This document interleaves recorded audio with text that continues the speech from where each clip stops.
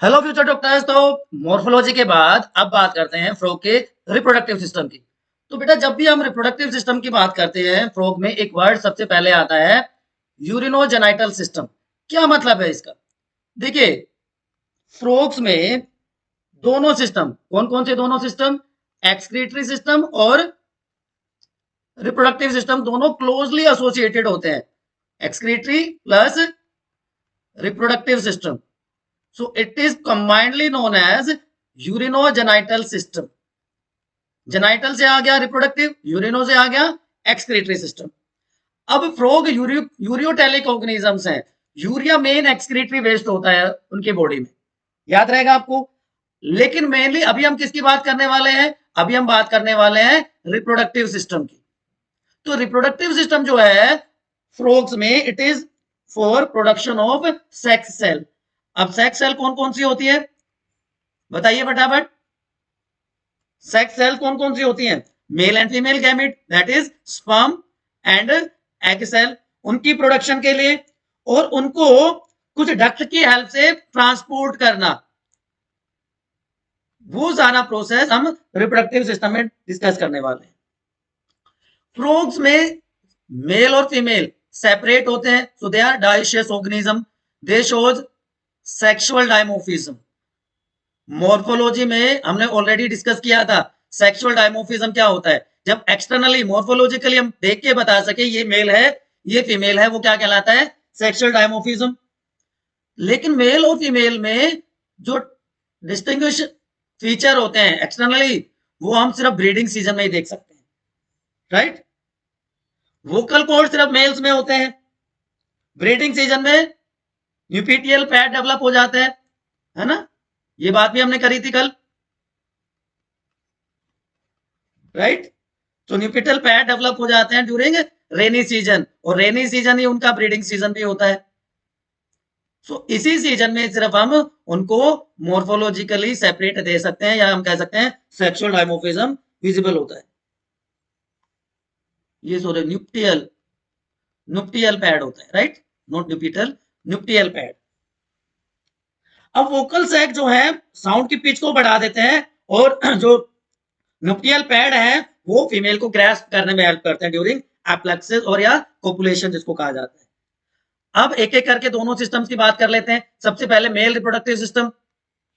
तो male reproductive system में सबसे पहले जो स्ट्रक्चर प्रेजेंट होती है बेटा उसको क्या कहेंगे? टेस्टिस। पेयर्ड स्ट्रक्चर है, दो होती है, ओवल है, as you can see here, yellow colour की है इसलिए मैंने नाम भी इसी से लिखा है। Each testis is attached to outside by a thin layer of peritoneum, जिसको कहते हैं मेसोर्कियम। इस फोल्ड की हेल्प से वो अटैच होते हैं बाहर की साइड में। अब ये जो टेस्टिस हैं इनमें large number of small tubes होती हैं, यहाँ पे आपको दिख रही होंगी स्मॉल ट्यूब्स होते हैं जिनको सेमिनिफेरस ट्यूब्यूल्स कहा जाता है। They contains seminiferous tubules, and seminiferous tubule का फंक्शन क्या होता है? Male gamete sperm production, right. अब जो सेमिनिफेरस ट्यूब्यूल के बीच का जो गैप है, जो स्पेस है, it is filled with blood capillaries, connective tissue और इंटरस्टिशियल सेल्स। अब ये इंटरस्टिशियल सेल्स क्या करती हैं? Interstitial cells produce secondary sexual characters, right. Secondary sexual characters के लिए कौन रेस्पॉन्सिबल होता है? Interstitial cells. मैं यहां पे मेंशन कर देता हूं, interstitial cells secondary sexual characters के लिए रेस्पॉन्सिबल होती है मेल फ्रॉग में। उसके अलावा वहां पे कनेक्टिव टिश्यू है, ब्लड कैपिलरीज प्रेजेंट है। अब ये इंटरस्टिशियल सेल्स सिक्रीट करती हैं male sex hormone. Male sex hormone की सिक्रीशन कहां से होती है? इंटरस्टिशियल सेल से। एंड मेल सेक्स हार्मोन, फटाफट कमेंट सेक्शन में लिखो क्या होता है मेल सेक्स हार्मोन। और उसी मेल सेक्स हार्मोन की वजह से सेकेंडरी सेक्सुअल कैरेक्टर्स अपीयर होते हैं, ठीक है। अब यहां पे आपको ये फिंगर लाइक स्ट्रक्चर्स दिख रही होंगी, these finger like structures are visible here, जो कि येलोइश कलर में है। ये अटैच होती हैं टेस्टिस से, और कलेक्टिवली इनको क्या कह देते हैं बच्चों? ये सॉरी ये वाली स्ट्रक्चर्स इनको कलेक्टिवली क्या कह देते हैं? They are known as fat bodies. तो यहां पे फैट बॉडीज प्रेजेंट है। ये क्या करेंगी, ये स्टोरेज में हेल्प करती हैं, फूड मटेरियल का स्टोरेज करेंगी। During summer season size increases, fat bodies का साइज इंक्रीज कर जाता है समर सीजन में, मतलब स्टोरेज वहां पे बढ़ जाता है। उसके बाद जो सेकेंडरी, जो दूसरी मेन स्ट्रक्चर आती है दैट इज वास एफरेंशिया। 10 से 12 ये ट्यूब लाइक स्ट्रक्चर्स होती हैं, 10 to 12 इन नंबर, राइट। ये वाली स्ट्रक्चर्स, ये वैसा एफरेंशिया है which are connected to testis of each side, और ये टेस्टिस को किडनी से कनेक्ट करने का काम भी करती हैं। ये नीचे की तरफ रन करती हैं through mesorchium and open into Bidder's canal. जो जर्मिनल एपिथेलियम में स्पर्म्स प्रोड्यूस हुए थे, राइट, वो बीडर्स कैनाल में पहुंच जाएंगे, वो बीडर्स कैनाल में पहुंच जाएंगे। किसके थ्रू, इस वैसा एफरेंशिया के थ्रू। और फिर कहां पहुंच जाएंगे, यूरिनोजेनाइटल डक्ट में। बीडर कैनाल से होते हुए यूरिनोजेनाइटल डक्ट में पहुंच जाएंगे। क्लियर बच्चों। तो अब तीसरा पार्ट क्या आ जाता है, यूरिनोजेनाइटल डक्ट। अब ये डक्ट क्या काम करती है, यूरिनोजेनाइटल डक्ट क्या है, यहां पे वही दोनों नाम आ रहे हैं, यूरिनोजेनाइटल मतलब यूरिनरी सिस्टम और रिप्रोडक्टिव सिस्टम की कॉमन डक्ट है, कॉमन ओपनिंग है, राइट। तो each kidney give rise to urinogenital duct, outer border से अराइज होती है, जो कैरी करती है यूरिन को भी, जो कैरी करती है स्पर्म्स को भी, मतलब एक कॉमन ओपनिंग है for passage of urine and sperms. Next part जो आ जाता है that is known as cloaca. Common chamber है जहां पे दोनों तरह का फीकल मैटर आता है, यूरिन और स्पर्म्स आते हैं, और ये पास हो जाते हैं outside through an opening known as cloacal aperture. Cloacal aperture एक ओपनिंग है जिसके थ्रू ये बाहर चले जाते हैं, ठीक है। जो कोपुलेटरी ऑर्गन हायर एनिमल्स में प्रेजेंट होते हैं वो फ्रॉग में नहीं होते। अब जब कोपुलेशन होगा, ड्यूरिंग कोपुलेशन ये क्या करेगा, ड्यूरिंग कोपुलेशन जो मेल फ्रॉग है, ठीक है ना, वो शेड कर देगा स्पर्म्स को, शेड स्पर्म्स ऑन फीमेल्स ओवा, फीमेल के गैमेट पे, ठीक है। और ये कहां होता है, एक्सटर्नल फर्टिलाइजेशन होता है। फर्टिलाइजेशन कैसा है, एक्सटर्नल फर्टिलाइजेशन है। तो ये कहां पे शेड करता है, इन सराउंडिंग वाटर, जो स्पर्म्स एग सेल पे शेड हो जाते हैं, तो वाटर में एक्सटर्नल फर्टिलाइजेशन होता है। याद रहेगा बेटा ये सारी चीजें आपको, पक्का। अब बात कर लेते हैं फीमेल रिप्रोडक्टिव सिस्टम की। Female reproductive system consist of, सबसे पहले यहां पे भी क्या आ जाएगा, ओवरीज, ये वाली इरेगुलर शेप स्ट्रक्चर आपको यहां पे दिख रही है, तो ओवरीज पेयर्ड इरेगुलर स्ट्रक्चर्स हैं, राइट। जो मेल में टेस्टिस जो स्पेस ऑक्यूपाई करती हैं, वही स्पेस फीमेल में टेस्टिस ऑक्यूपाई कर लेती, ओवरीज ऑक्यूपाई कर लेती हैं। अब ये भी अटैच्ड होती हैं to the walls of abdomen और kidney with the help of same, कौन सी लेयर थी, क्या नाम था उस मेम्ब्रेन का, मेसोवेरियम। वहां पे मेसोकोरियम था, यहाँ पे उसको क्या कहते हैं, मेसोवेरियम, फोल्ड ऑफ स्किन। अब इसका कोई डायरेक्ट कनेक्शन नहीं होता सॉरी, जो कोई इंटरनल कनेक्शन नहीं होता किडनीज के साथ, जैसा कि मेल्स में था।